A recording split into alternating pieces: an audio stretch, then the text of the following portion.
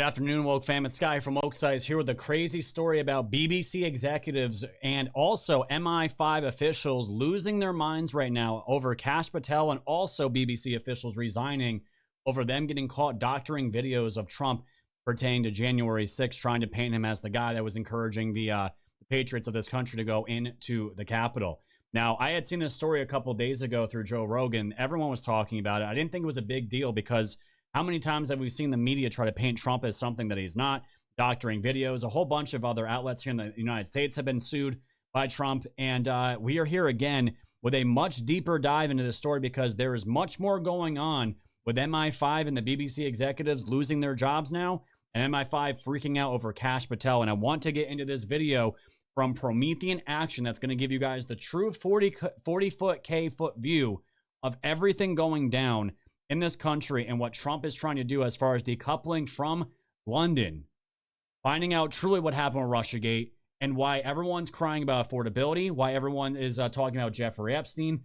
Everything going on that we're seeing in this country right now, guys, it seems possibly that this is all leading back to London and the power struggle to maintain and keep us as slaves while Trump is literally carrying out an American revolution before our eyes and an economic revolution that we have never seen before. We're going to get into this video here from this woman from Promethean Action. She's absolutely fire. Enjoy this, guys, and we're going to break this down. Here we go. If you think the BBC expose is just about corrupt journalists getting their comeuppance, you're missing everything. Here's what Donald Trump said about the BBC on Monday. These are very dishonest people who tried to step on the scales of a presidential election. On top of everything else, they are from a foreign country, one that many consider our number-one ally. And then here's what Trump said to Laura Ingraham a few hours after he made that post. A lot of our allies aren't our friends either, Laura. Our allies took advantage of us on trade more than China did. So, yes, the BBC has been caught red-handed interfering in the 2024 election. But this goes to something much deeper, something that is going to change everything you think you know about who really controls American policy. Now, let me put two of those Trump statements side by side for you. Speaking out about Britain, notice that he called it a country that many consider our number-one ally. And then later he said, well, a lot of our allies aren't our friends either. He is literally leading a new American revolution, and not enough people are on board. I'm Susan Kokinda, and for decades, I've been on the front lines of that real fight. The fight to end the British imperial policies and really finish what Hamilton, Lincoln, and McKinley started. I've tracked how the British have done everything possible to destroy Trump and keep their globalist grip intact. And I'm here to tell you that we are closer than ever to dismantling that control. So if you recognize that this is your kind of fight, hit those like and subscribe buttons so we can reach more people on YouTube. Here's what I'm going to cover today. First, how the British are now out in the open with their anti-Trump operations and are panicking over what Trump and his administration are doing to dismantle their intelligence control over the United States. And second, what they're really terrified about, the economic revolution that Trump is carrying out, which threatens to end an imperial system which has plagued the world for centuries. And by the end of this, you're going to understand why their panic, BBC resignations, MI5 terror is proof that the revolution is working and why they're losing control. So the BBC has been outed. BBC Director General Tim Davie and the head of news have both resigned after it was shown that they doctored video footage of Donald Trump on January 6th. Trump is demanding an apology and threatening to sue for $1 billion. But this is just the tip of the iceberg. Here's what most people don't understand. The BBC isn't just some media company. It operates under a royal charter granted by the British Crown. It is an instrument of the British government and British intelligence, period. It's one arm of an apparatus that we've documented for years. We've shown that it was the British who were behind Russiagate, the entire operation to destroy Trump. Remember the Steele dossier? Christopher Steele, former MI6. Remember the 2018 House of Lords report that warned that a second Trump term would end the U.S.-UK special relationship? Or remember the House of Lords hearing that I reported on back in August, where Obama's NATO ambassador admitted to the British lords that Trump had just ended 80 years of global control. The British know what's happening, even if most Americans don't. Now, Promethean Action is committed to fixing that, because we know that the fight between the American system and the British system has been the key dynamic in the world since our revolution. And we've shown how that plays out in economics, statecraft, and culture. And that's one of the reasons why we understand what Donald Trump is really doing. So if you want to stop punching at shadows, go to Promethean Action and subscribe to our free newsletter and join the fight. Because it is starting to come out in big ways. On Monday, the New York Times openly reported that MI5, British Domestic Intelligence, is panicking over Cash Patel's FBI appointment. And they're not even hiding it. They ran a remarkable piece on November 10th titled Cash Patel's Plans for the FBI Alarm U.S. Allies, mostly the British. The article details how MI5 is in full panic mode over Patel's appointment. Why? Because Patel has made it clear he's going to investigate the origins of Russiagate, and that trail leads straight to London. The article openly talks about how the Five Eyes Intelligence Alliance, which is the U.S., Britain, Canada, Australia, and New Zealand, was set up by Winston Churchill right after his famous Iron Curtain speech in Fulton, Missouri in 1946. Think about that timing. Churchill gave that speech to launch the Cold War and then immediately created an intelligence sharing arrangement that gave British intelligence unprecedented access to U.S. secrets. Well, why is the New York Times talking about this history? Because they're obviously afraid that Trump and his team are going to bust it up. In fact, Tulsi Gabbard has suspended intelligence sharing with Five Eyes on matters relating to Ukraine. And by understanding this history, you're going to better understand what a threat Donald Trump is to Britain's entire post-World War II order. Churchill and the British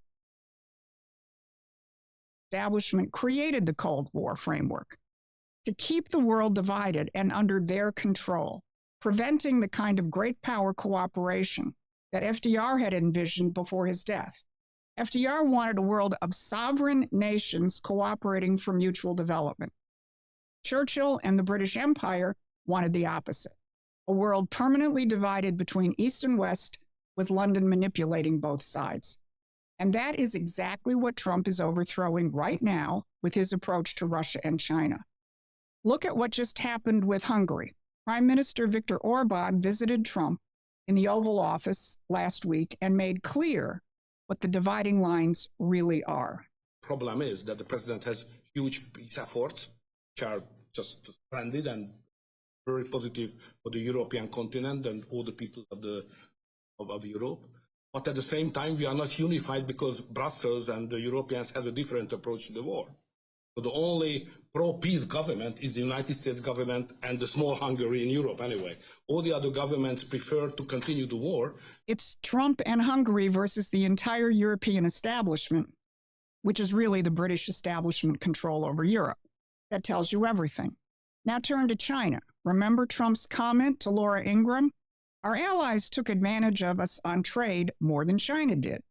While the media obsesses over Trump being tough on China, something else is happening. Just recently, Cash Patel traveled to China to work on the fentanyl crisis, the modern opium war that's killing Americans. And here's the irony. MI5 is upset with Cash Patel. Meanwhile, he's busy working with China to stop drug trafficking that echoes the 19th century opium wars, which were run by the British Empire to subjugate China. The same British Empire whose intelligence services are now panicking because Trump and his administration are dismantling their control mechanisms. But as serious as these intelligence exposures are, what really has the British establishment in full panic mode is Trump's economic revolution. The British system has dominated the post-war world because the United States surrendered to imperial economic policies like free trade, floating currencies, and radical environmentalism. No president has seriously challenged this until Donald Trump. And here's what's hidden behind the affordability narrative, which is coming from both left and right. On the left, from Democrats, which was their talking point during the shutdown. On the right, to Tucker Carlson, MTG, and the Fuentes Groypers. They claim Trump is too focused on the international affairs or is in bed with billionaires and ignoring Americans who can't afford groceries. Well, here's why things aren't affordable. It has nothing to do with Trump and everything to do with what he's trying to change. In 1971, the US dollar, under pressure from the British pound, was taken off the gold reserve standard, and it became an object of financial speculation. This termination of the Bretton Woods system was the first step in the march toward the globalist hell we're living in today. You may be surprised to know that 1971 is also the year the World Economic Forum was founded to guide nations into subservience. What the British establishment is terrified of is that Trump will end their 50-year financialization of the American economy. Here's how they did it. The same financier elites who orchestrated the end of Bretton Woods pushed through legislation creating HMOs, health maintenance organizations, in 1972.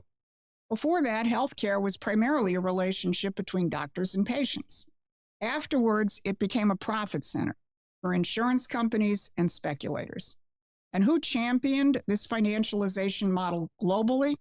The City of London, with their British free trade, free market ideology, and their Wall Street partners.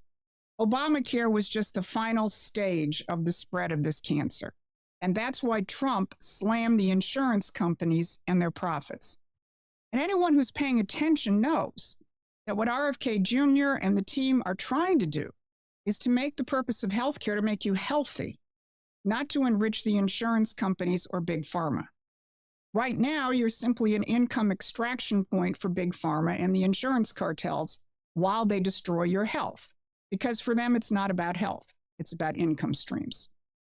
And that's what's happened step by step to all sectors of the economy. Mortgages were no longer an instrument to put you in a house. They became a cog in a Ponzi scheme of mortgage-backed securities, which brought us the 2008 housing crisis. And the British banks were deeply embedded in the mortgage securitization market. Same thing happened with student loans. They were turned into tradable securities, and college costs have increased by 1,200%. So what the British and their Wall Street partners have done is sucked up capital from these productive sectors of our economy, turning productive assets into simply financial speculation vehicles. Money chases money, and the physical economy has been increasingly starved over the past 50 years. So there are no productive jobs. Everyone is a consumer, engaged in a rat race to put together enough income to barely survive. The strategy of the elites, which has been the playbook of the Democratic Party, has been to compensate the loser. Throw enough money to the losers so they can stay pacified.